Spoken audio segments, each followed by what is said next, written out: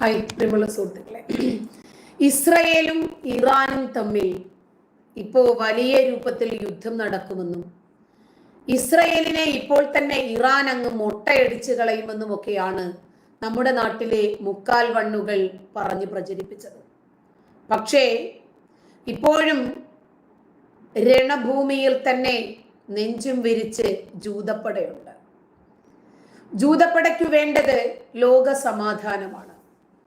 അവർക്ക് രാജ്യം വികസിപ്പിക്കുകയോ കൂടുതൽ പ്രദേശങ്ങൾ പിടിച്ചടക്കുകയോ കൂടുതൽ രാജ്യങ്ങളിലേക്ക് അധികാരം സ്ഥാപിക്കുകയോ ലോകം മുഴുവനും ജൂതരാഷ്ട്രമാക്കി മാറ്റുകയോ ഒന്നും ഇസ്രയേലിന്റെ ലക്ഷ്യമേ അല്ല. അവർക്കും ഈ ഭൂമിയിൽ ജീവിക്കണം. ആരെയും ഉപദ്രവിക്കാതെ സ്വന്തം അധ്വാനം കൊണ്ട് മാത്രമാണ് ജൂതന്മാര് ജീവിക്കുന്നത്.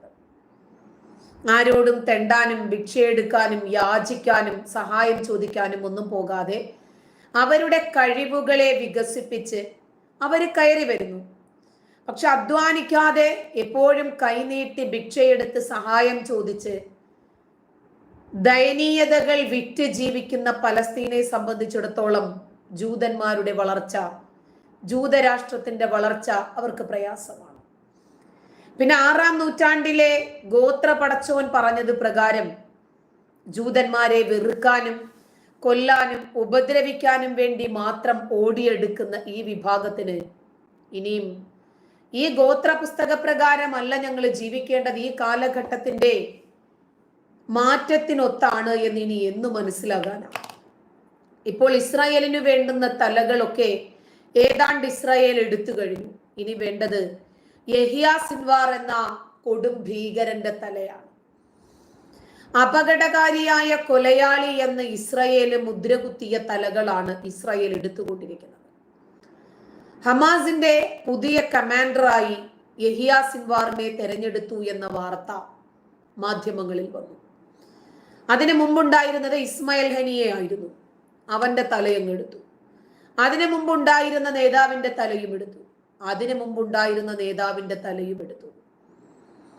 ആ സാഹചര്യത്തിലാണ് ജീവിക്കാനും മരിക്കാനും തനിക്ക് ഭയമില്ല, അത് അള്ളാഹുവിന് വേണ്ടിയാണെങ്കിൽ എന്ന മുദ്രാവാക്യം മുഴക്കി യഹിയ സിൻവാർ വീണ്ടും ആ കസേരയിൽ ഇരുന്നത്. ആ കസേരയിൽ ഇരിക്കാൻ പറ്റുമോ, ഒളിവിലായിട്ട് ആ കസേര നിയന്ത്രിക്കുമോ എന്നുള്ളത് രണ്ടാമത്. ഇപ്പോ ഗാസയിലെ ഹമാസ് നേതാവായ യഹിയ സിൻവാർ നിലവിൽ ഖത്തറിന്റെ തലസ്ഥാനമായ ദോഹയിൽ ഒളിവിലിരിക്കുകയാണ്. ആ ഒളിവിലിരിക്കുമ്പോൾ തന്നെയാണ് പുതിയ കമാൻഡറായി ചുമതലയേൽക്കുന്നത്. ഈ ഹമാസ് നേതാക്കന്മാർക്കൊന്നും തുർക്കിയിലാണെങ്കിലും സമാധാനമില്ല, ഖത്തറിലാണെങ്കിലും സമാധാനമില്ല, ഇറാനിലാണെങ്കിലും ലെബനനിലാണെങ്കിലും ഇറാഖിലാണെങ്കിലും സിറിയയിലാണെങ്കിലും എവിടെയായിരുന്നാലും ശരി ഇവരെ വിടാതെ പിന്തുടരുന്ന ആളുകളുണ്ട്. അത് മൊസാദിന്റെ ആളുകളാണ്. ഇസ്മായിൽ ഹനിയയുടെ പിൻഗാമിയായി ബദ്ധഭീകരനായ യഹിയ സിൻവാർ എത്തിയിരിക്കുന്നു. ഇത് അയാളെ പെട്ടെന്ന് തലയെടുക്കുന്നതിലേക്ക് മൊസാദിനെ നയിക്കും. ഈ സംഘടന ലോകത്തിലെ സകലമാന മനുഷ്യനും വിരുദ്ധമാണ്. ഈ സംഘടനയെ തന്നെ ഭൂമിയിൽ നിന്നും തുടച്ചു നീക്കാനുള്ള ശക്തമായ നീക്കത്തിലാണ് ഇസ്രായേൽ. ഇസ്രായേലി വിദേശകാര്യമന്ത്രി ഇസ്രായേൽ കാറ്റ്സും ഇതേ രൂപത്തിൽ തന്നെയാണ് പ്രതികരിച്ചത്. ഒക്ടോബർ 7-ാം തീയതി ചരിത്രത്തിലെ ഏറ്റവും ക്രൂരമായ ഭീകരാക്രമണത്തിന് ഉത്തരവാദിയായ തീവ്രവാദിയാണ് യഹിയ സിൻവാർ. ഇസ്രായേലിന്റെ ഡിഫൻസ് ഫോഴ്സ് വക്താവ് ഡാനിയൽ ഹഗാരി പല തവണകളിൽ ഇത് പറഞ്ഞിട്ടുണ്ട്. ഒക്ടോബർ 7-ാം തീയതി യഹിയ സിൻവാറിന്റെ അധ്യക്ഷതയിൽ ചേർന്ന യോഗമാണ് ഇസ്രായേലിലേക്ക് നുഴഞ്ഞു കയറാനും 1400ഓളം ആളുകളെ നീചമായി കൊലപ്പെടുത്താനും 257 പേരെ പിടിച്ചു ബന്ധികളാക്കാനും ഒക്കെ കാരണമായത് യഹിയ സിൻവാറിന്റെ തലച്ചോറിൽ ഉരുത്തിരിഞ്ഞ അന്നത്തെ ആശയമായിരുന്നു. അത് പിന്നീട് ഗാസയിൽ IDFന്റെ ആക്രമണത്തിൽ ഒരുപാട് ആളുകൾ കൊല്ലപ്പെട്ടതിൽ മുഹമ്മദ് ദെയ്ഫ് എന്ന് പറയുന്ന മാംസ കഷ്ണവും ഉണ്ടായിരുന്നു. ഇസ്രായേലിന്റെ പലതവണയുള്ള ആക്രമണങ്ങളിൽ നിന്ന് തലനാരിഴയ്ക്ക് രക്ഷപ്പെട്ട വ്യക്തിയാണ് മുഹമ്മദ് ദെയ്ഫ്. ഒരു കണ്ണു പോയി, രണ്ട് കാലും പോയി, കയ്യും പോയി, നട്ടെല്ലും തകർന്നു. എന്നാലും അവന്റെ ഭീകരവാദം മാത്രം പോയില്ല, അവന്റെ തലയും ഇപ്പോൾ ഇസ്രായേൽ ഇറാന് പാർസലായി അയച്ചു കൊടുത്തിട്ടുണ്ട്. എവിടെയാണോ മുഹമ്മദ് ദെയ്ഫും ഇസ്മായിൽ ഹനിയയും ഉള്ളത്, അവരുടെ അടുത്തേക്ക് തന്നെ യഹ്യ സിൻവാറിനെയും ഉടനെ തന്നെ എത്തിക്കാം. ഒരൽപ്പം സമയം തരൂ, ക്ഷമിക്കൂ എന്നാണ് ഡാനിയൽ ഹഗാരി പ്രതികരിച്ചത്. രാഷ്ട്രീയ ശാഖയ്ക്കും ഭീകര ശാഖയ്ക്കും തമ്മിൽ യാതൊരു വ്യത്യാസവുമില്ല എന്നതിന് മറ്റൊരു തെളിവാണിതെന്ന് ഇസ്രായേലി വിദേശകാര്യ മന്ത്രാലയം ഡിജിറ്റൽ ഡിപ്ലോമസി ബ്യൂറോ ഡയറക്ടർ എക്സിൽ കുറിച്ചു. ജീവനോടെയോ അതല്ലാതെയോ യഹ്യ സിൻവാറിനെ പിടികൂടലാണ് അടുത്ത ഞങ്ങളുടെ പ്രാഥമികമായ ലക്ഷ്യം. അതുവരെ ഹമാസ് വേട്ട ഞങ്ങൾ അവസാനിപ്പിക്കില്ല എന്നും ഇസ്രായേൽ തങ്ങളുടെ ലക്ഷ്യം പറഞ്ഞു. ഇത് ഇസ്രായേൽ സൈന്യത്തെ കൂടുതൽ എക്സൈറ്റഡ് ആക്കുകയുള്ളൂ. കാരണം ഇസ്രായേലിന് വേണ്ടത് സമാധാനമാണ്. ആ സമാധാനത്തോടെ ഈ ഭൂമിയിൽ തുടരാൻ എപ്പോഴും തടസ്സമായി നിൽക്കുന്നത് ഹമാസ് ഭീകരരാണ്. അവരിന്ന് ഇസ്രായേലിനെതിരെ തിരിഞ്ഞു, നാളെ അമേരിക്കക്കെതിരെ തിരിയും, മറ്റന്നാളിൽ സൗദി അറേബ്യക്കെതിരെ തിരിയും. അതുകൊണ്ട് ഹമാസ് ഭീകരർ എല്ലാ മനുഷ്യനും വിപത്താണ് വളർന്നു വരുന്നത്. ഗാസയും ഈജിപ്തും അതിൻ്റെ അതിർത്തി പ്രദേശമായ ജെറുസലേമിൽ നിന്ന് സൈന്യത്തെ പിൻവലിക്കണമെന്ന് ഇസ്രായേലിനോട് ആവശ്യപ്പെട്ടപ്പോൾ നടക്കില്ല എന്ന് നെതന്യാഹു പറഞ്ഞു. കാരണം ഇസ്രായേലിനോട് കൊമ്പ് കോർത്തിരിക്കുന്നത് ഇറാനാണ്. ഇറാൻ ഇപ്പോൾ യുദ്ധം ചെയ്യില്ലെങ്കിലും ഏത് സമയത്താണ് തിരിച്ചടിക്കുന്നത് എന്ന് അറിയാൻ പറ്റില്ല. ഈജിപ്തും ഇറാനോടൊപ്പം തന്നെ നിൽക്കും. അത് കൃത്യമായി അറിയുന്ന ഇസ്രായേൽ ഗാസ ഈജിപ്റ്റ് അതിർത്തിയിൽ നിന്ന്, പ്രത്യേകിച്ച് ജെറുസലേമിൽ നിന്ന് ഇസ്രായേൽ സൈന്യത്തെ പിൻവലിക്കുന്ന പ്രശ്നമേ ഇല്ല എന്ന് അറിയിച്ചിട്ടുണ്ട്.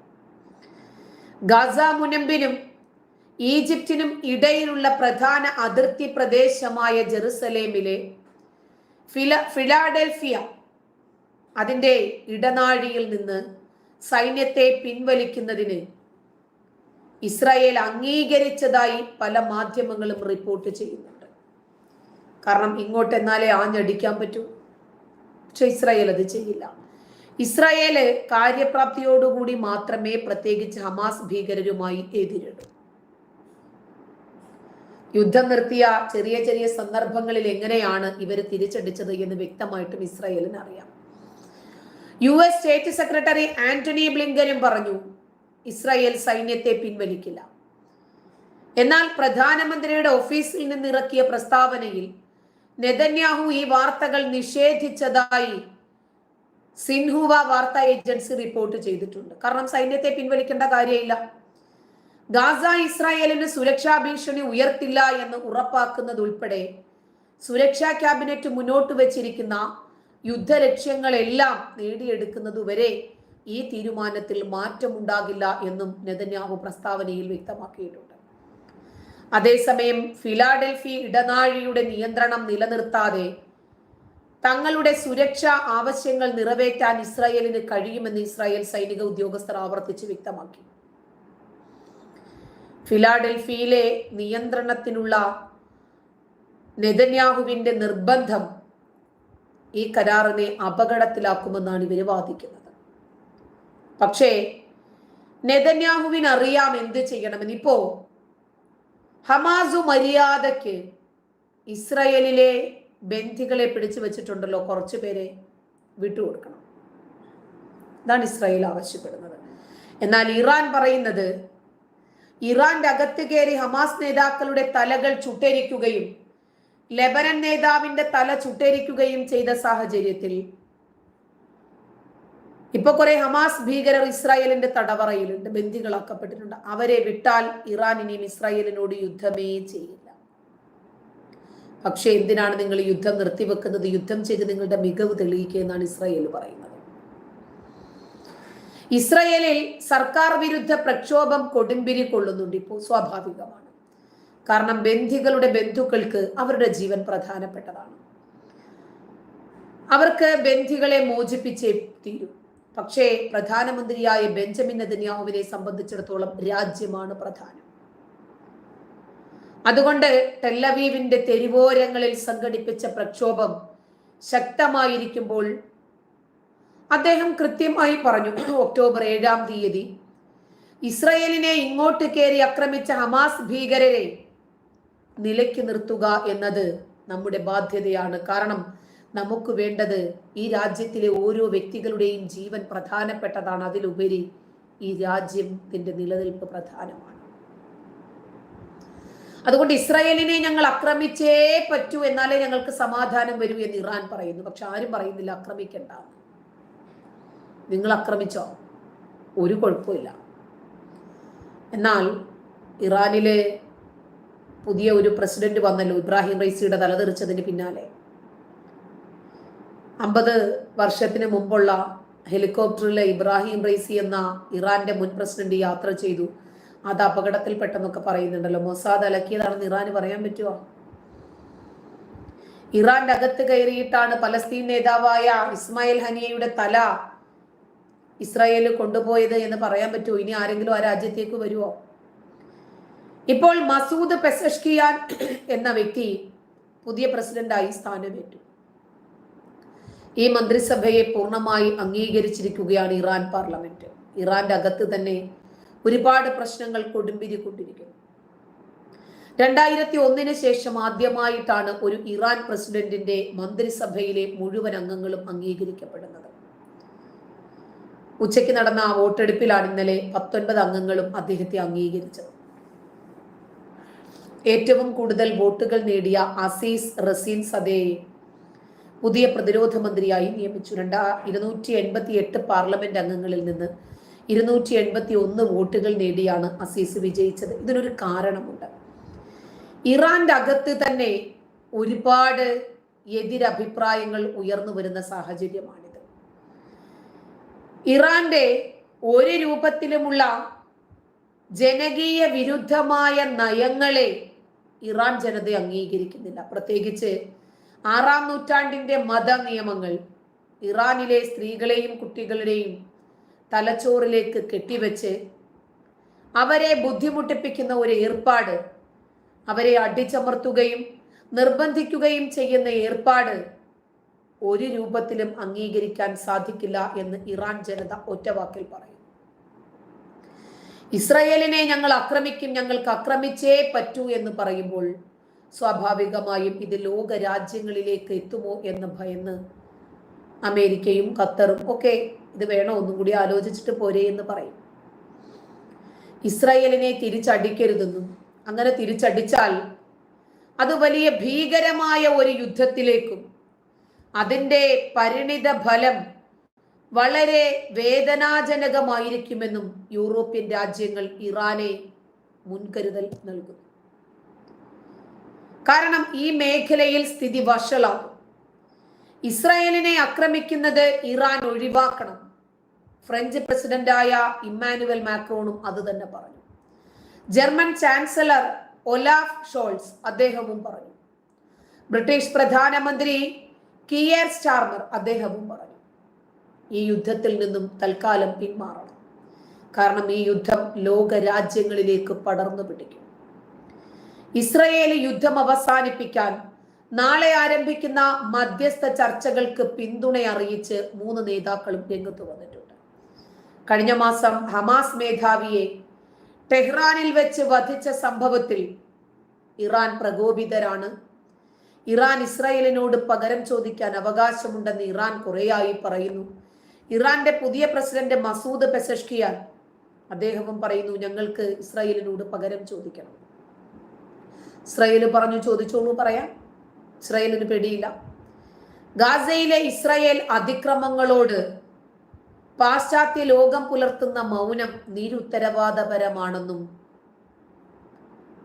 ഇറാൻ പ്രസിഡന്റ് മസൂദ് പെസഷ്കിയാൻ പറഞ്ഞു. പക്ഷേ ഇങ്ങോട്ടടിക്കുന്നതൊന്നും ഇവർ കാണില്ല. കാരണം ഇവരുടെയും കൂടെ പിന്തുണയോടുകൂടിയാണല്ലോ ലെബനനൊക്കെ ഇങ്ങോട്ടടിക്കുന്നത്. വെടിനിർത്തൽ കരാർ യാഥാർത്ഥ്യമായാൽ ഇസ്രയേലിനെ ആക്രമിക്കില്ല എന്ന സൂചനയും ഇതിനിടയിൽ ഇറാൻ അധികൃതർ നൽകിയതായി റിപ്പോർട്ടുകളുണ്ട്. ഗാസയുടെ ചർച്ച ഫലപ്രദമാക്കുന്നതിനു വേണ്ടി ഇറാനെ സമാധാനിപ്പിച്ച് നിർത്താൻ ഇടപെടണമെന്ന് തുർക്കി അടക്കം സഖ്യകക്ഷികളോട് US ആവശ്യപ്പെട്ടിട്ടുണ്ട്. അതിനിടയിൽ ഗാസയിൽ നിന്നും ഹമാസിന്റെ റോക്കറ്റ് ടെല്ലവീവ് തീരത്ത് വീണിട്ടുണ്ട്. ഇക്കാര്യം ഹമാസും സ്ഥിരീകരിച്ചു. ചെങ്കടലിൽ 2 ചരക്ക് കപ്പലുകൾ കൂടി ആക്രമിക്കപ്പെട്ടു. ഇതുവരെ ഇസ്രായേലിന്റെ ആക്രമണങ്ങളിൽ ഗാസയിൽ 39,929 പലസ്തീൻകാരാണ് കൊല്ലപ്പെട്ടത്. 92,240 പേരാണ് പരിക്കേറ്റത്. കഴിഞ്ഞ 24 മണിക്കൂറിനിടയിൽ 32 പലസ്തീൻകാർ കൂടി കൊല്ലപ്പെട്ടു. യമന്റെ തലസ്ഥാനമായ സനയിൽ ഐക്യരാഷ്ട്ര സംഘടനയുടെ മനുഷ്യാവകാശ വിഭാഗം ഓഫീസ് ഹൂതികൾ കയ്യേറി. ഒരു ഭാഗത്ത് നിന്ന് ലെബനൻ ഇവര് ഹിസ്ബുള്ള, ഒരു ഭാഗത്ത് നിന്ന് യമൻ ഹൂതികൾ, ഒരു ഭാഗത്ത് നിന്ന് ഐസിസ് സിറിയ, ഒരു ഭാഗത്ത് നിന്ന് ഇറാഖ്, ഒരു ഭാഗത്ത് നിന്ന് ഇറാൻ. ഇസ്രായേൽ എന്ത് ചെയ്യണം? ഇസ്രായേലിന് തിരിച്ചടിക്കാൻ അവകാശമുണ്ട്. ഇസ്രായേൽ തിരിച്ചടിച്ചുകൊണ്ടിരിക്കുകയാണ്. ഐക്യരാഷ്ട്ര സംഘടനയുടെ മനുഷ്യാവകാശ വിഭാഗം ഓഫീസ് ഹൂതികൾ കയ്യേറിയപ്പോൾ ഇസ്രായേൽ തിരിച്ചടിച്ചു. രേഖകള്, ഫർണിച്ചർ, വാഹനങ്ങൾ ഇതൊക്കെ പിടിച്ചെടുത്തു. യമൻ തലസ്ഥാനമായ സന അടക്കമുള്ള പ്രദേശങ്ങളിൽ ഇറാന്റെ പിന്തുണയോടുകൂടി ഈ തീവ്രവാദികൾ ആർമാദിക്കുകയാണ്. ഈ മാസം 3-ാം തീയതിയാണ് UN ഓഫീസ് കയ്യേറിയ ഹൂതികൾ അവിടെ ജോലി ചെയ്യുന്ന യമൻ പൗരന്മാരായ ജീവനക്കാരിൽ നിന്നും ഓഫീസ് രേഖകൾ പിടിച്ചെടുത്തത്. ജൂണിലാണ് UN ഏജൻസികളിലും സന്നദ്ധ സംഘടനകളിലും ഒക്കെ പ്രവർത്തിക്കുന്ന 60 പേരെ ഹൂതികൾ കസ്റ്റഡിയിലെടുത്തത്. 2014 ആരംഭിച്ച ആഭ്യന്തര യുദ്ധത്തിലാണ് ഇറാൻ പിന്തുണയുള്ള ഹൂതികൾ യമന്റെ തലസ്ഥാനമടക്കം പിടിച്ചെടുത്തത്. 1.5 ലക്ഷം ആളുകളാണ് യമൻ ആഭ്യന്തര യുദ്ധത്തിൽ കൊല്ലപ്പെട്ടത്. എത്ര മാധ്യമങ്ങൾ അവരുടെ കരച്ചിലിന് പിന്നാലെ പോയി? ഇല്ല. കാരണം ഇവരങ്ങോട്ട് ആക്രമിക്കുവാണെങ്കിൽ തിരിച്ചൊന്നും ചെയ്യാൻ പറ്റില്ലല്ലോ, വാർത്ത പോലും കൊടുക്കാൻ പറ്റില്ലല്ലോ. പക്ഷേ ഇറാൻ എന്തെങ്കിലും ചെയ്താൽ അത് നമ്മുടെ മുക്കാൽ വണ്ണൊക്കെ ആഘോഷിക്കും. ഇസ്രായേലിനെ ഇപ്പോൾ ഇറാൻ ഇല്ലാതാക്കുമെന്ന് പറഞ്ഞിട്ടായിരുന്നു ഇവരൊക്കെ ഇനിയിപ്പോ ഒരൊറ്റ ജൂതനും ബാക്കിയുണ്ടാകില്ല എന്നാ പറഞ്ഞിരുന്നത്. ഗാസയിലെ വെടിയൊച്ച ഉടനെ ഒന്നും നിലയ്ക്കില്ല എന്നാണ് നെതന്യാഹു പറഞ്ഞത്. ഇസ്രയേലും ഹമാസും അവരുടെ നിലപാടുകളിൽ ഒരു വിട്ടുവീഴ്ചയും ഇല്ലാതെ തുടരുമ്പോൾ വെടിനിർത്തൽ സാധ്യമാകില്ല. ഗാസയിൽ നടത്തുന്ന കൂട്ടക്കുരുതി അവസാനിപ്പിച്ച് സൈന്യത്തെ ഇസ്രായേൽ സൈന്യം പൂർണ്ണമായും പിൻവലിക്കണം. ഇത് സമ്മതിക്കാതെ ഒരു കരാറിലും ഞങ്ങൾ ഒപ്പിടില്ല എന്ന് ആവർത്തിച്ച് വ്യക്തമാക്കി പലസ്തീന്റെ വിമോചന സംഘടന എന്നറിയപ്പെടുന്ന ഹമാസ്. ഇങ്ങോട്ട് മാത്രമല്ലല്ലോ കരാറുകൾ, തിരിച്ച് അങ്ങോട്ടും വേണ്ടേ? പക്ഷെ ഇസ്രായേൽ ഇവര് പറയുന്ന ഒരു നയങ്ങളും ഒരു നിലപാടുകളും അംഗീകരിക്കാൻ തയ്യാറല്ല.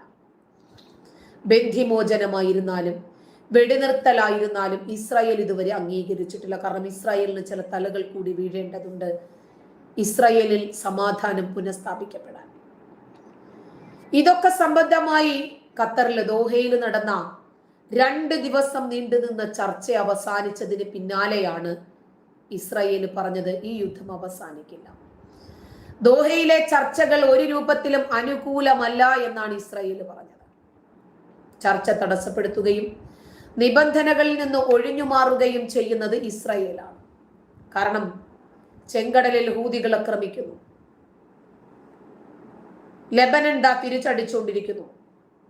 യുദ്ധം നിർത്താന്ന് പറഞ്ഞാൽ എല്ലാ രൂപത്തിലും ഒരു സമവായ ചർച്ചകളിലല്ലേ പോകേണ്ടത്. ഇങ്ങോട്ടടിക്കുമ്പോൾ ഇസ്രായേൽ അങ്ങോട്ടും അടിക്കുന്നുണ്ട്. ഇസ്രായേൽ അങ്ങോട്ട് അടിക്കുന്നത് മാത്രമേ മാധ്യമങ്ങൾ എഴുതുന്നുള്ളൂ. അങ്ങനെ 2 ദിവസം നിരന്തരം നീണ്ടുനിന്ന ചർച്ചകളും പരാജയപ്പെട്ടു. അതിന് കാരണവും ഇസ്രായേലിന് ഇസ്രായേലിൻ്റെതായിട്ടുള്ള കാരണങ്ങളുമുണ്ട്. മെയ് അവസാനം US പ്രസിഡന്റ് ജോ ബൈഡൻ മുന്നോട്ട് വെച്ച കരാറിന്റെ രൂപരേഖയോട് ജൂലൈ 2-ാം തീയതി തന്നെ ഇസ്രായേൽ പ്രതികരിച്ചു. ആ ചട്ടക്കൂടിനകത്ത് നിന്നുള്ള കരാറ് മാത്രമേ ഞങ്ങൾക്ക് താല്പര്യമുള്ളൂ എന്ന് ഹമാസും പറഞ്ഞു. ഇവർക്ക് രണ്ടുപേർക്കും യുദ്ധം നിർത്താൻ താല്പര്യമില്ല. ബൈഡൻ മുന്നോട്ട് വെച്ച കരട് കരാറിൽ ഇസ്രായേൽ നിബന്ധനകളും വ്യവസ്ഥകളും ചേർക്കുന്നത് തുടരുന്നു. യുദ്ധം അവസാനിപ്പിച്ച് ഗാസയിൽ നിന്ന് ഇസ്രായേൽ സൈന്യത്തെ പൂർണ്ണമായും പിൻവലിക്കാൻ സന്നദ്ധമാകുന്നില്ലെങ്കിൽ തങ്ങൾ കരാറിന് സമ്മതിക്കില്ല എന്ന് ഹമാസ് അധികൃതർ അറിയിച്ചു. അപ്പൊ യുദ്ധം തുടങ്ങി വെച്ചത് ഹമാസ് ആണ്. ഇപ്പോൾ യുദ്ധം നിർത്താൻ ഖത്തറിന്റെ കാല് പിടിച്ചുകൊണ്ടിരിക്കുന്നതും ഇസ്രായേലിന് മുമ്പിൽ പഞ്ചപുച്ഛമടക്കി നട്ടെല്ലുമടക്കി നിൽക്കുന്നതും ഹമാസ് ആണ്. അപ്പോഴും ഒരു സമവായ ചർച്ചയ്ക്കും നിൽക്കാതെ ഇസ്രായേൽ അവരുടെ യുദ്ധ പോരാട്ടങ്ങളുമായി മുന്നോട്ട് തന്നെ. അതിനിടയിലാണ് US state secretary Antony Blinken തിങ്കളാഴ്ച ഇസ്രായേൽ പ്രധാനമന്ത്രി ബെഞ്ചമിൻ നെതന്യാഹുവുമായി കൂടിക്കാഴ്ച നടത്തുമെന്ന് പറയുന്നത്. ഗാസ യുദ്ധം ആരംഭിച്ച ശേഷം ബ്ലിങ്കൻ നടത്തുന്ന 10ാമത്തെ സന്ദർശനമാണിത്. വെടിനിർത്തൽ കരാർ ഉടൻ നടപ്പാക്കാൻ ബ്ലിങ്കൻ സമ്മർദ്ദം ചെലുത്തുമെന്നാണ് മാധ്യമങ്ങൾ റിപ്പോർട്ട് ചെയ്യുന്നത്.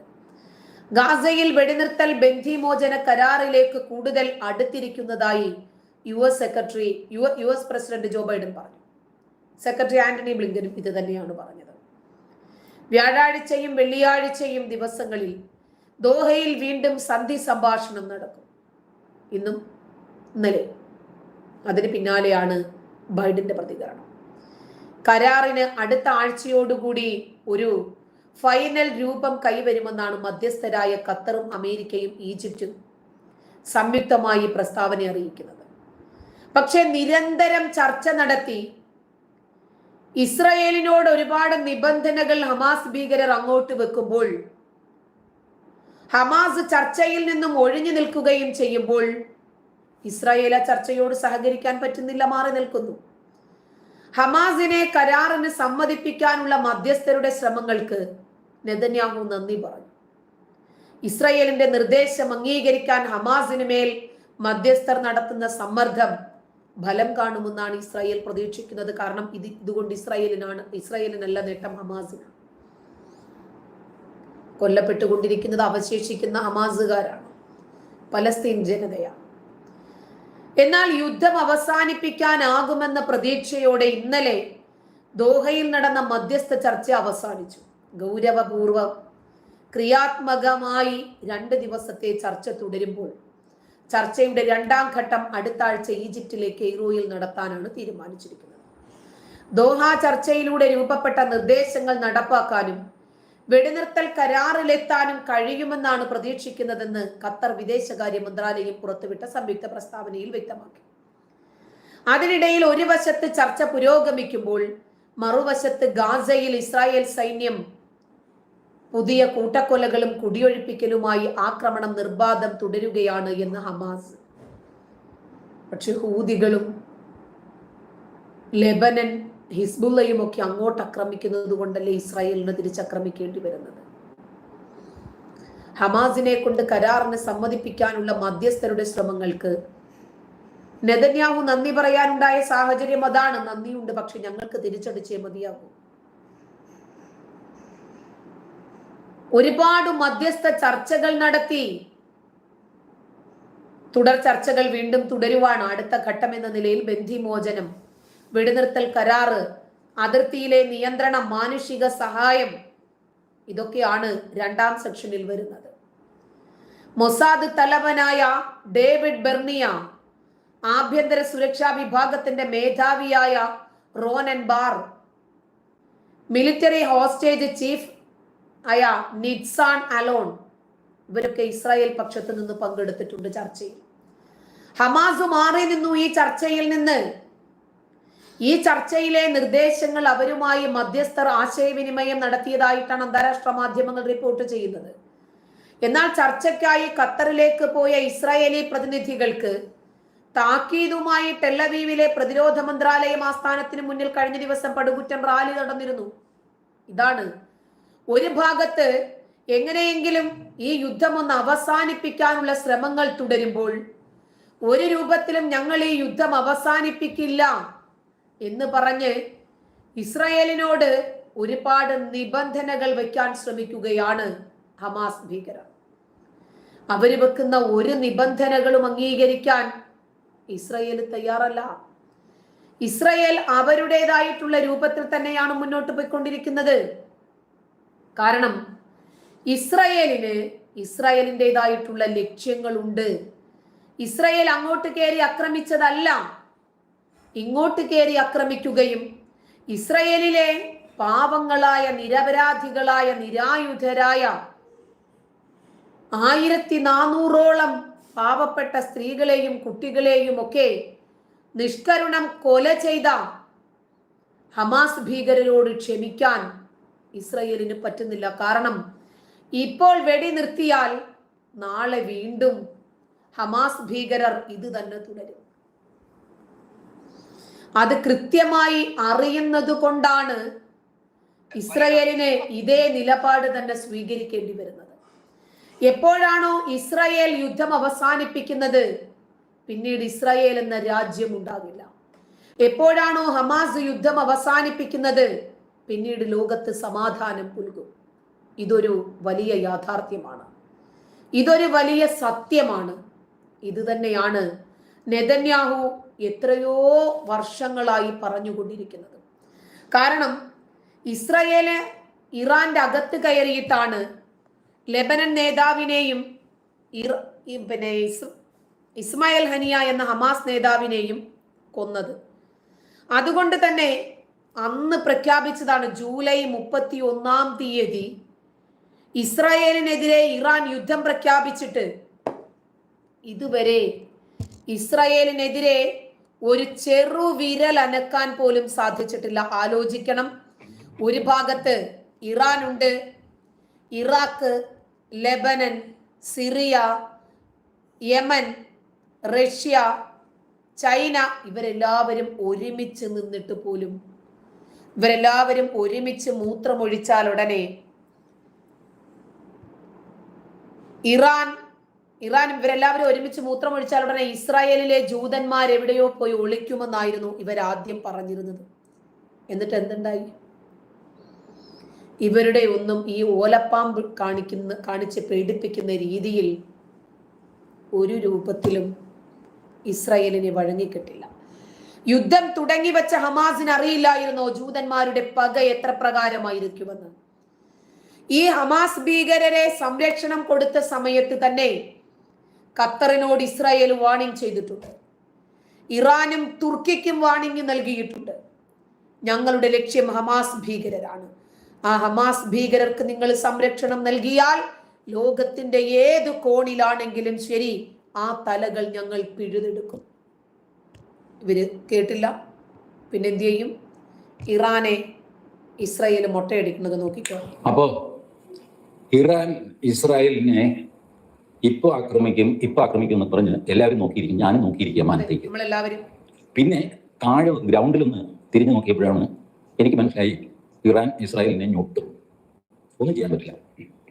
ഈ ഇസ്മായിൽ ഹനിയയെ കൊന്നു കളഞ്ഞു. തന്നെയുമല്ല, ഇസ്മായിൽ ഹനിയയെ കൊന്ന ഉടനെ തന്നെ ഇസ്രായേലിനോട് യുദ്ധം പ്രഖ്യാപിക്കുകയാണ് അലി കൊമേനി.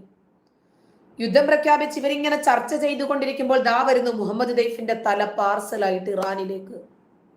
അയ്യോ, അടുത്ത നേതാവാക്കേണ്ടുന്ന ആൾ ഇസ്മായിൽ ഹനിയയ്ക്ക് ശേഷം നട്ടല് നിറഞ്ഞിരിക്കുക. അയ്യോ, അങ്ങനെ വിഷമിച്ചിരിക്കുന്നു. അത് കണ്ട് ഞെട്ടി നിൽക്കുമ്പോൾ അടുത്ത തല വരുന്നു മൻസൂർ. ഇവരൊക്കെ ഇപ്പോൾ ഇസ്മായിൽ ഹനിയയുടെ തല ധരിച്ചു കഴിഞ്ഞാൽ മുഹമ്മദ് ദൈഫ്, അതല്ലെങ്കിൽ മൻസൂർ, അതല്ലെങ്കിൽ യഹിയ സിൻവാർ. ഇവരുടെയൊക്കെ തലകൾ പാർസലായിട്ട് ഇറാനിൽ എത്തിക്കൊണ്ടിരിക്കുക. അയ്യോ, ഇന്ന ആൾ പൊട്ടിത്തെറിച്ചു, ഇന്നവൻ പൊട്ടിത്തെറിച്ചു, മറ്റവൻ പൊട്ടിത്തെറിച്ചു, ഇവൻ പൊട്ടിത്തെറിച്ചു, അവൻ പൊട്ടിത്തെറിച്ചു. അപ്പൊ ആദ്യം യുദ്ധം പ്രഖ്യാപിച്ച അലി ഖൊമേനി പറഞ്ഞു, ഒന്ന് നിക്ക്, ഞാൻ പറഞ്ഞെന്നും പറഞ്ഞ് നിങ്ങൾ അങ്ങ് ഇറങ്ങി പുറപ്പെടല്ലേ, നിക്ക്, നമുക്കൊന്ന് ആലോചിച്ചിട്ട് ചെയ്യാമെന്ന്. കാരണം എന്താ പറയുക, 1 കോടി പോലും ഇല്ലാത്ത ജൂതപ്പട നിങ്ങൾ എല്ലാവരും ഒരുമിച്ച് വന്നാലും ഞങ്ങൾ എതിരിടാൻ തയ്യാറാണ്, യോദ്ധാക്കൾ. ഇസ്മായിൽ ഹനിയെ കൊന്നത് ഇസ്രായേലാണോ? അതാണ് പ്രധാന ചോദ്യം. ഇസ്രായേൽ അത് ഏറ്റെടുത്തിട്ടില്ല. ഇസ്രായേൽ സാധാരണ പറയുന്ന ആൾക്കാരാണ്, നീ എവിടെ പോയാലും നിന്നെ പിന്തുടർന്ന് ഞങ്ങളുണ്ടാവും. ഇതാണ് ശത്രുക്കളോട് ഇസ്രായേൽ പബ്ലിക്കായിട്ട് പറഞ്ഞിട്ടുള്ള പോളിസി. ദുനിയാവിന്റെ ഏത് കോണിൽ പോയി ഒളിച്ചാലും ഞങ്ങൾ പിടിക്കും, ഞങ്ങൾ കൊല്ലും. അതുകൊണ്ട് ഇസ്മായിൽ ഹനിയെ കൊന്നത് ഞങ്ങളാണ് എന്ന് പറയാൻ ഇസ്രായേലിന് പേടിയില്ല. ഇസ്രായേലിന് ഇറാനിനെ തന്നെ പേടിയില്ല. എന്നാൽ ഇറാന് ഇസ്രായേലിനെ പേടിയുണ്ട് താൻ. കാരണം ഇവർ തമ്മിലുള്ള വഴക്കിന്റെ കാരണം നിങ്ങളൊന്ന് ആലോചിച്ചു. ശരിക്കും പറഞ്ഞാൽ എന്തെന്നറിയാമോ, ഇപ്പം ഇറാന് ഇസ്രായേലിനോട് ഇത്രയും വലിയ വൈരാഗ്യമൊന്നും കാണിക്കേണ്ട ഒരു കാര്യവുമില്ല. കാരണം ഇസ്മായിൽ ഹനിയ ഇവിടെ ഇസ്രായേലിനെ പേടിച്ചാണ് ജീവിച്ചിരുന്നത്. എത്ര പേടിച്ചാ ജീവിച്ചിരുന്നത്! ഒരിടത്ത് നിന്നും അടുത്തിടത്തേക്ക് ഓടി, അവിടെ നിന്നും അടുത്തിടത്തേക്ക് ഓടി, ഓടി ഓടി ഓടി ഓടി സ്വസ്ഥതയില്ല. ഇപ്പോൾ നോക്കിക്കേ, ഒരു ടെൻഷനും ഇല്ല. ഹൂറികളോടൊപ്പം ആടിപ്പാടി ഉല്ലസിച്ച് ജീവിക്കുന്നു 72 ഹൂറികൾ. പക്ഷെ ഇസ്മായിൽ ഹനിയയ്ക്ക് ഒരു പ്രയാസമുണ്ട്, കമിഴ്ന്ന് കിടക്കാൻ പറ്റുന്നില്ല. അള്ളാഹുവിന് വേണ്ടി ജീവിക്കുന്ന രക്തസാക്ഷികൾക്ക് അള്ളാഹു കൊടുക്കുന്ന പദവിയില്ലേ? നമ്മുടെ സലാഹുദ്ദീൻ മൗലവി പറഞ്ഞതുപോലെ ഒരു താജുൽ വക്കാർ, ഒരു കിരീടം വെച്ചു കൊടുക്കും. അതുകൊണ്ട് മര്യാദയ്ക്ക് കിടക്കാൻ പറ്റത്തില്ല. കിരീടം ഇരിക്കുമല്ലേ, തലയിൽ ഊരി വെക്കാൻ പറ്റുമോ?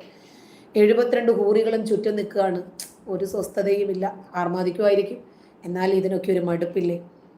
നോക്കുമ്പോൾ ഹദീസ് പ്രവാചകൻ പഠിപ്പിച്ചതനുസരിച്ച് ഇദ്ദേഹത്തിന് കമിഴ്ന്ന് കിടക്കാൻ പറ്റുന്നില്ല. വളയാത്ത ലിംഗം.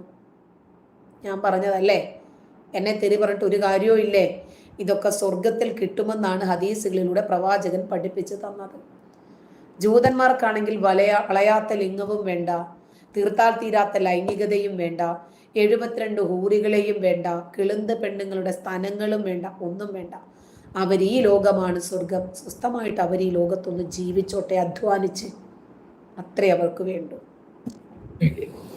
അതാണ് ഞാൻ പറഞ്ഞു വന്നത്. ഇസ്മായിൽ ഹനിയ ഇപ്പൊ സുരക്ഷിതനായി, ഭയമില്ലാതെ സെക്സ് ഒക്കെ ആസ്വദിച്ച് കുറച്ച് കഴിയുമ്പോൾ മദ്യപ്പുഴയ്ക്കകത്തൊന്ന് മുങ്ങി ഒന്ന് നീന്തി തുടിച്ച് സുഖസുന്ദരമായിട്ട് ജീവിച്ചു പോകുവാണ്. എന്തിനാണ് അവനെ ബുദ്ധിമുട്ടിപ്പിക്കാൻ വന്നത്? എടാ ഷാഫി, നിന്റെ മോളുടെ ഫോട്ടോ ഇട്ടിട്ട് തന്നെ ചോദിക്കണോടാ, ആ സാധനം കറുത്തിട്ടാണോ എന്ന് തെണ്ടി. ഉമ്മാടെ തുണി പൊക്കി നോക്കടാ, അപ്പം നിനക്ക് മനസ്സിലാവുമല്ലോ എല്ലാവരുടേതും എങ്ങനെയാണെന്ന്. ലിംഗം കൊണ്ട് ചിന്തിക്കുന്ന അലവലാതി, നീയൊക്കെ ഇസ്ലാമിക സംസ്കാരം അല്ലടാ. നിനക്കൊക്കെ ഇങ്ങനെ തന്നെ പറ്റുള്ളൂ. ഷാഫി പോയി പൊട്ടിത്തെറിക്കടാ, ഇരുമ്പ് ചെട്ടി ഇട്ടിട്ട്. കല്യാണ സാധനം പൊട്ടാതെ സൂക്ഷിക്കണം, എന്നാലേ ഹൂറികൾ അങ്ങോട്ട് കയറ്റൂ. ഇസ്രായേൽ അതിർത്തി പങ്കിടുന്നില്ല. അപ്പൊ അതിർത്തിയെ ചൊല്ലി വഴക്കില്ല. സാധാരണ അതിർത്തിയെ ചൊല്ലിയാണ് രാജ്യങ്ങൾ വഴക്കെടുത്തത്. അതില്ല. പിന്നെ എന്താ? വല്ല എണ്ണ നിക്ഷേപമോ പിണ്ണാക്കോ വല്ലതും കടലിലുണ്ടോ? അതിനെ ചൊല്ലി വഴക്ക്, അതിന്റെ അധികാരം എനിക്കാണെന്ന് അതുമില്ല. ഇവിടെ പോപ്പുലേഷൻ, സബ്സ്റ്റാൻഷ്യൽ ഇസ്രായേലി പോപ്പുലേഷൻ ഇറാനിൽ ജോലി ചെയ്യുന്നു, അവരെ ഇൽട്രീറ്റ് ചെയ്യുന്നു, അവർ സമരം ചെയ്യുന്നു എന്നൊക്കെ പറഞ്ഞു. അങ്ങനെയില്ല. ഇറാനിൽ നിന്ന് ആരെങ്കിലും ഇസ്രായേലിൽ പോയിട്ട് അവിടെ വല്ല സർത്തനുസരിച്ച് വല്ലതും നടത്തിയോ? അതുമില്ല. ഇവർ തമ്മിൽ വഴക്കെന്തിനാണ്? വാസ്തവത്തിൽ ഇറാൻ അതിബുദ്ധി കളിച്ചതാണ്. കാരണം ഇസ്രായേലുമായിട്ട് ഈ സുന്നി രാജ്യങ്ങൾ ഉടക്കണം. അതായത് ഈജിപ്റ്റ്, സൗദി അറേബ്യ, UAE, ഇവരൊക്കെ ഇസ്രായേലുമായിട്ട് ഹിസ്റ്റോറിക്കലി ഉടക്കായിരുന്നല്ലോ ഇവർ തമ്മിൽ. പക്ഷേ ഇവരിത് സെറ്റിൽ ചെയ്ത് കരാറിലൊക്കെ ഏർപ്പെട്ട് കഴിഞ്ഞപ്പോൾ ഇറാൻ ഒരു ക്ഷീണമായതാണ്. സുന്നികൾ രക്ഷപ്പെട്ട് കളഞ്ഞു. കാരണം സുന്നി നിരന്തരം ഇസ്രായേലിന്റെ കയ്യിൽ നിന്ന് സമ്മാനം വാങ്ങിച്ചുകൊണ്ട് തല വാങ്ങിച്ചുകൊണ്ടേയിരിക്കണം. ഇതാണ് ഷിയയുടെ ആവശ്യം. ഷിയ ആണല്ലോ ഇറാൻ. അപ്പോൾ ഇറാൻ എന്ത് ചെയ്തു? സുന്നികളെ കളിയാക്കാനായിട്ട് തുടങ്ങി.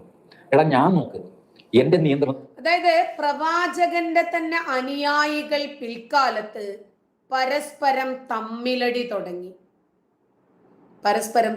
തുടങ്ങി. സുന്നി ഷിയ ആ തർക്കം പിന്നീട് ഒരിക്കലും അവസാനിച്ചിട്ടില്ല. എന്നാ പ്രവാചകനുള്ള കാലത്ത് തർക്കങ്ങളില്ലേ? ഉണ്ട്. ഇവർക്ക് ലോകത്ത് എപ്പോഴെങ്കിലും എവിടെയെങ്കിലും സമാധാനത്തോടെ ജീവിക്കാൻ പറ്റുമോ? എവിടെയെങ്കിലും ഇവർക്ക് സമാധാനമുണ്ടോ? ഇവർക്കിനിയും സമാധാനമില്ലാത്തതിന് ഇവർക്ക് എന്തെങ്കിലും പ്രശ്നമുണ്ടോ? ഇല്ല. ഇനിയും പാകിസ്ഥാന്റെ അവസ്ഥ എടുത്താൽ അതും അത് തന്നെയാണ്. അഫ്ഗാന്റെ അവസ്ഥ എടുത്താൽ അതെ. ഇറാൻ ആണെങ്കിലും ഇറാഖ് ആണെങ്കിലും ഒക്കെ ഇത് തന്നെയാണ് ഗതി.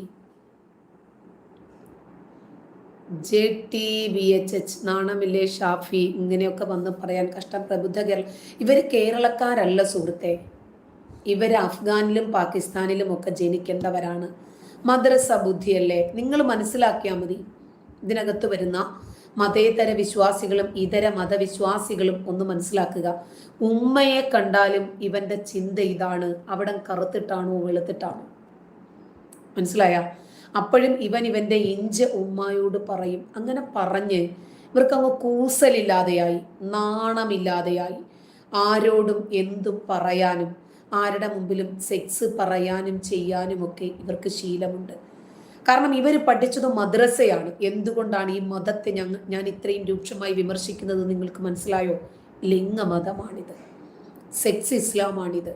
അപ്പോൾ ഈ മതം എന്തുകൊണ്ടാണ് ഇങ്ങനെ സെക്സ് ആണ് പഠിപ്പിക്കുന്നത്? പരലോകത്തും സെക്സ് വെച്ചിട്ടാണ് അള്ളാഹു മാടി വിളിക്കുന്നത്.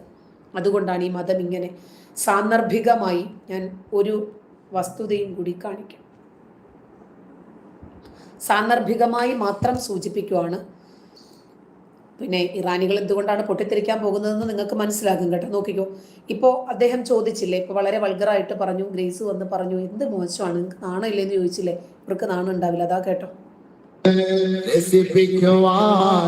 ഇരുമാറുകൾ അവർ കൊണ്ട് കൊതിപ്പിക്കുവാൻ പല പാട്ടുകൾ അവർ കൊണ്ട്. മാരണത്തിലൂടെയാണോ നിന്റെ രസം? അതിലൂടെ അള്ളാഹു നിനക്കുള്ള സൗകര്യം ഒരുക്കി തരും. പാട്ടിലൂടെയാണോ നിനക്ക് രസം? നിന്നെ മടിയിൽ കിടത്തിയിട്ട് നല്ല താരാട്ട് പാടി നിന്നെ സന്തോഷിപ്പിക്കും. സ്വർഗത്തിലെ പെണ്ണ്, ഇവിടുത്തെ പെണ്ണിന് സീരിയലിലെ പാട്ട്, സിനിമയിലെ പാട്ടല്ലേ അറിയുള്ളൂ. സ്വർഗത്തിലെ പെണ്ണ് നല്ല നല്ല പാട്ടുകൾ പാടി നമ്മളെ സന്തോഷിപ്പിക്കും, നമ്മളെ മടിയിൽ കിടത്തിയിട്ട് സന്തോഷിപ്പിക്കും. മാരടങ്ങൾ വീർത്ത വലിയ പെണ്ണിനെയാണോ നിനക്ക് ആവശ്യം? അങ്ങനെയുള്ള പെണ്ണിനെ അള്ളാഹു നിനക്ക് അവിടെ തരും. അതാണ് ഇവിടെ ഖുർആനിൽ പറഞ്ഞത്.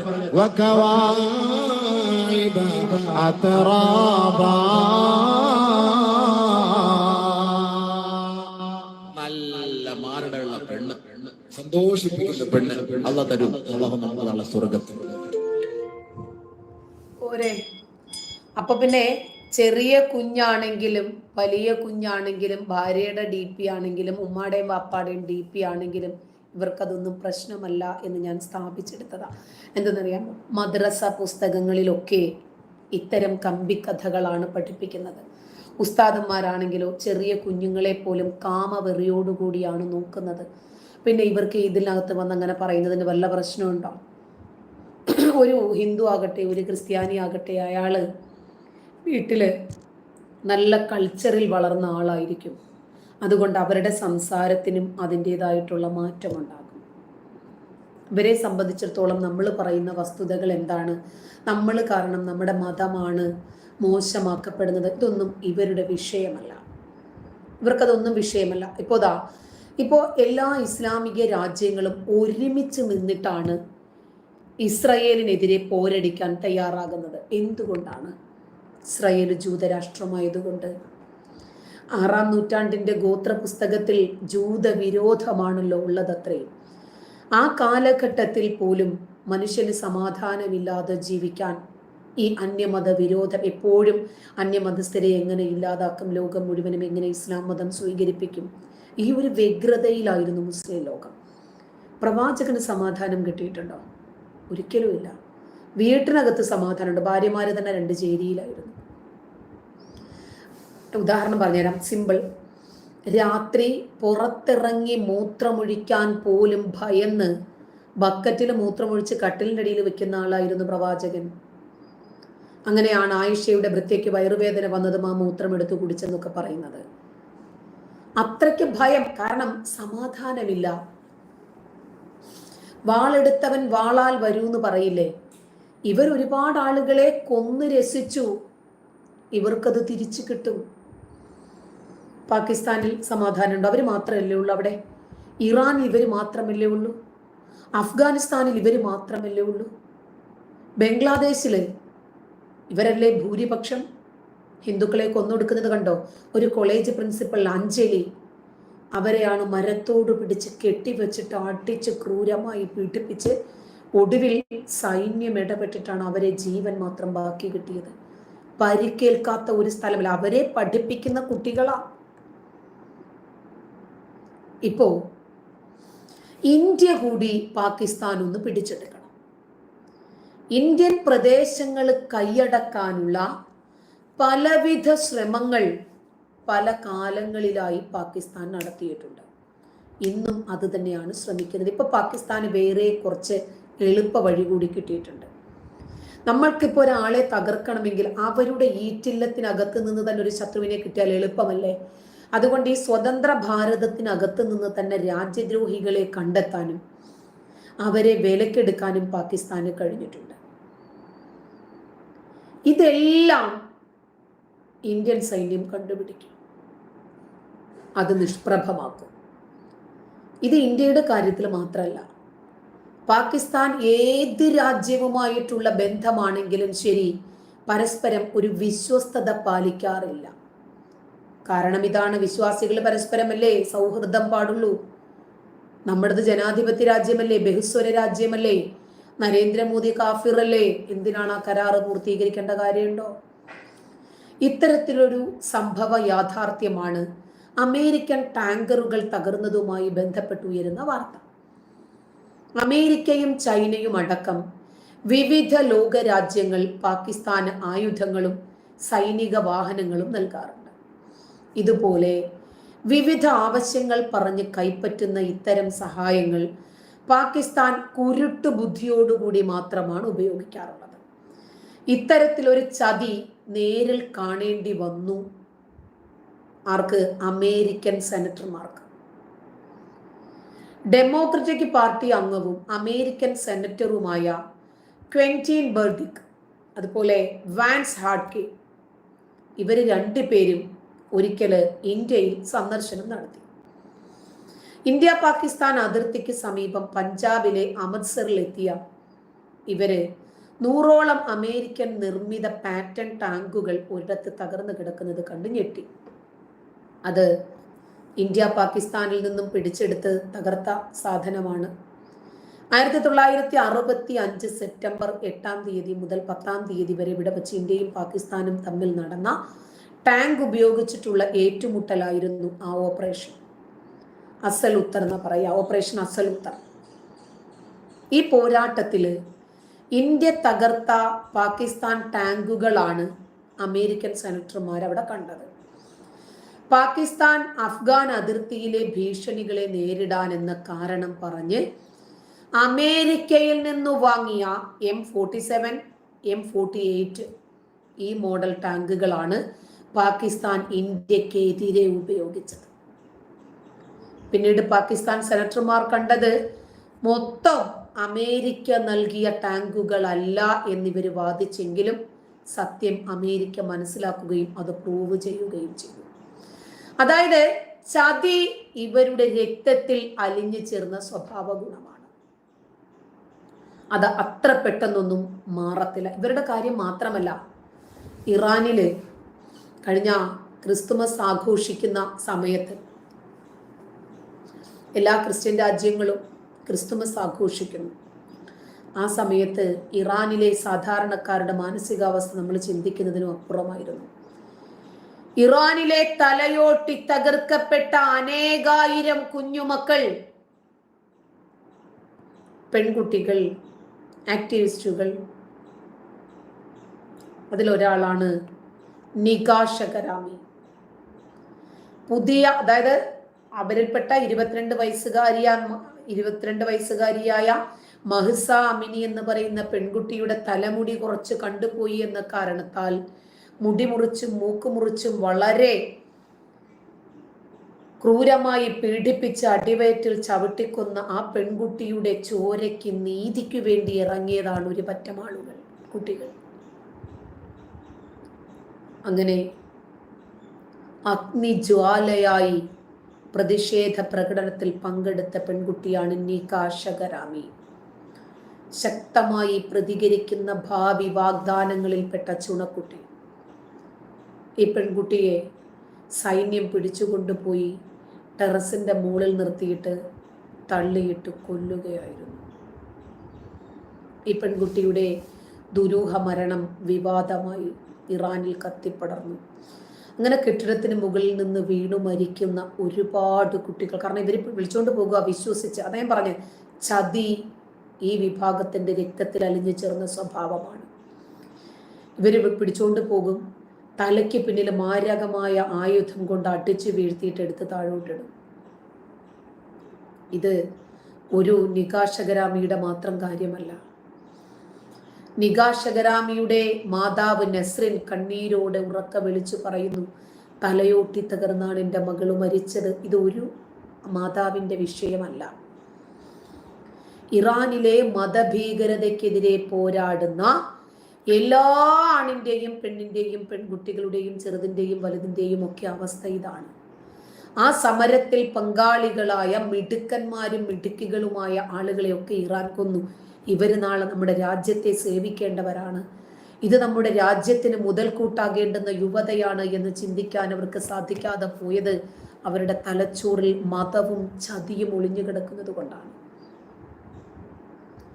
ഒരു കുട്ടിയെ കാണാതാകുന്നു. 10 ദിവസം കഴിഞ്ഞപ്പോൾ അതിന്റെ മൃതദേഹം ഇന്നടത്തിനടുത്തുനിന്ന് കിട്ടിയെന്ന് പറഞ്ഞു വരുന്നു. ഒരു ഇസ്മായിൽ സദ എന്ന ഒരു 16കാരനായ ഒരു വ്ലോഗർ പെൺകുട്ടി ഉണ്ടായിരുന്നു. ഇസ്മായിൽ സദ ഇറാനിലെ അൽബോർസ് എന്ന് പറയുന്ന സ്ഥലത്താണ് ഈ സെറീന ഇസ്മായിൽ സദ എന്ന 16കാരി. ഭയങ്കര യൂട്യൂബർ പെൺകുട്ടിയാണ്. കെട്ടിടത്തിൽ നിന്ന് വീണു മരിച്ചു. എന്താ സംഭവം? പിന്നെ മഹ്സ അമിനിയുടെ പ്രതിഷേധ യോഗത്തിൽ പങ്കെടുത്തു. ഇറാന്റെ സുരക്ഷാ സേന തലയ്ക്ക് പിന്നിൽ ബാറ്റൺ കൊണ്ട് അടിച്ചതിനെ തുടർന്നാണ് സെറീന മരിച്ചതെന്ന് ആംനസ്റ്റി ഇന്റർനാഷണൽ അടക്കമുള്ള പൗരാവകാശ സംഘടനകൾ ആരോപിച്ചതാണ്. ആത്മഹത്യയാണെന്ന് സർക്കാർ എഴുതി തള്ളി. 5ാം നിലയിൽ നിന്ന് ചാടി സെറീന ആത്മഹത്യ ചെയ്തു. ഇതാണ് അവർ എഴുതിയത്. ഹൈസ്കൂൾ വിദ്യാർത്ഥികളുടെ സമരത്തിൽ സജീവമായി പങ്കെടുക്കുന്നു, മരിക്കുന്നു. 100 കണക്കിന് സ്ത്രീകളെയും കുട്ടികളെയും സമരം അടിച്ചമർത്തുന്നു, ജയിലിൽ കൂട്ടിയിട്ട് കത്തിക്കുന്നു. ഇതൊക്കെ വിവിധ സംഘടനകൾ എഴുതി. നമ്മുടെ കേരളത്തിലെ മാധ്യമങ്ങളിൽ നിന്നും ഇതൊന്നും പ്രതീക്ഷിക്കരുത് കേട്ടോ, അവരെഴുതത്തില്ല. പ്രക്ഷോഭം നടത്തുന്ന വനിതകൾക്കും പെൺകുട്ടികൾക്കുമൊക്കെ എതിരെ എത്രയാ ഇന്നും ഇന്നലെയും തുടങ്ങിയതാണോ അവരെ നിശബ്ദരാക്കാനും അടിച്ചമർത്താനും കൊന്നു തള്ളാനുമുള്ള രീതി. ഈ 16 വയസ്സുകാരിയുടെ പ്രതിഷേധത്തെ പോലും ഒരു ഭരണകൂടം ഭയക്കുന്നു. മഹ്സ അമിനിയുടെ നീതിക്ക് വേണ്ടിയുള്ള സമരത്തിൽ പങ്കെടുത്തത് ആ സന്തോഷവതിയായി ഊർജ്ജസ്വലതയോടുകൂടി ഇറങ്ങിയ 16കാരി വീട്ടിൽ തിരിച്ചെത്തിയില്ല.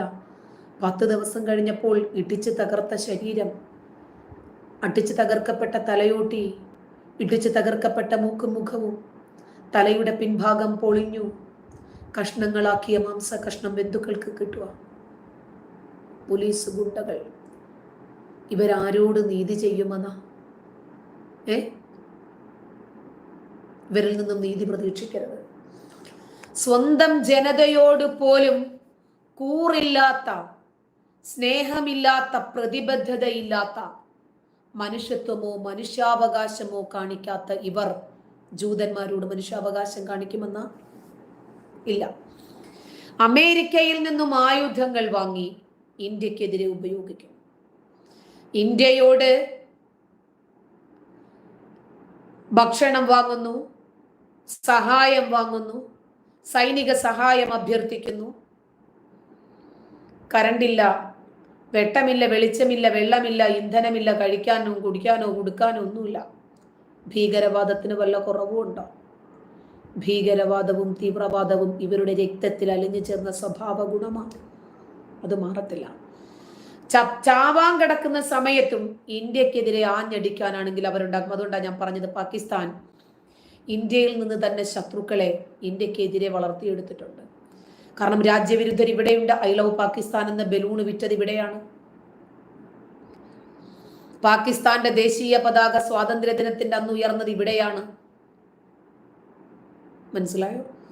നമ്മുടെ നാട് തകർക്കുന്നത് നമ്മുടെ രാജ്യത്തുള്ള രാജ്യവിരുദ്ധരാണ്. പക്ഷെ ഇനിയും ഇത് നടക്കില്ല. ഇന്നലെ ഡൽഹിയിൽ 14 അൽ-ഖ്വയ്ദ ഭീകരന്മാരെ നമ്മുടെ സൈന്യം പൊക്കി. ഞാൻ ആരുടെ ഭാഗത്താ? എൻ്റെ രാജ്യത്തിന്റെ ഭാഗത്താടാ ഞാൻ. എന്താണെങ്കിലും ഞാൻ പാക്കിന്റെ സ്ഥാനത്ത് നിൽക്കില്ല. എൻ്റെ രാജ്യം ജനാധിപത്യമായിട്ട് തുടരണം.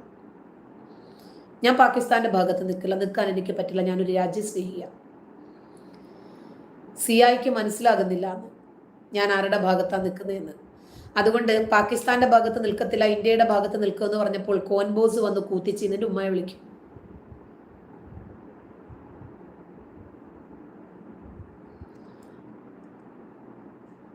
നസീമ നജീബിന്റെ ചോദ്യത്തിന് ഉത്തരം പറയാനിരിക്കുന്ന ആളല്ല ഞാൻ.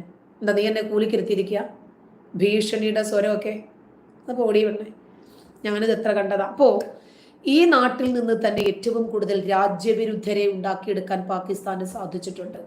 അതുകൊണ്ടാണ് ഡൽഹിയിൽ നിന്ന് 14 പേർ, ആലോചിക്കണം, ഈ 14 ബംഗ്ലാദേശികളും ഇന്ത്യക്കെതിരെ യുദ്ധം ചെയ്യാനുള്ള ആയുധ പരിശീലനം നേടിയത് ഇന്ത്യക്കകത്ത് നിന്നായിരുന്നു.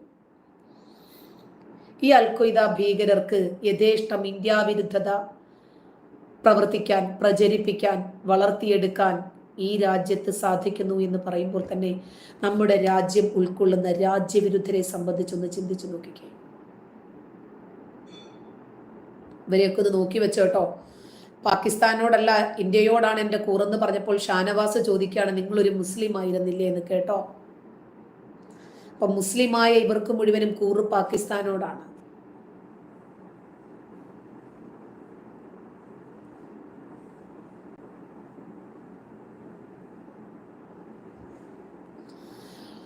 അപ്പോൾ ഇറാനും ഇറാഖും സിറിയയും ഇവരെല്ലാവരും കൂടി ഒരുമിച്ച് ഇസ്രായേലിനെ പന്ത് തട്ടി കളിക്കാമെന്നും ജൂതന്മാരിൽപ്പെട്ട ഭരണാധികാരികളുടെ മയ്യത്തൊക്കെ അടുക്കി കൊണ്ടുവന്ന് കിടത്തുമെന്നും ആ സമയത്ത് നമുക്ക് അരിയും മലരും കുന്തിരിക്കവും ഒക്കെ കത്തിക്കാമെന്നും വിചാരിച്ചു വെച്ചിരുന്ന നമ്മുടെ നാട്ടിലെ മാധ്യമങ്ങളൊക്കെ ഗോവിന്ദ. നന്ദി.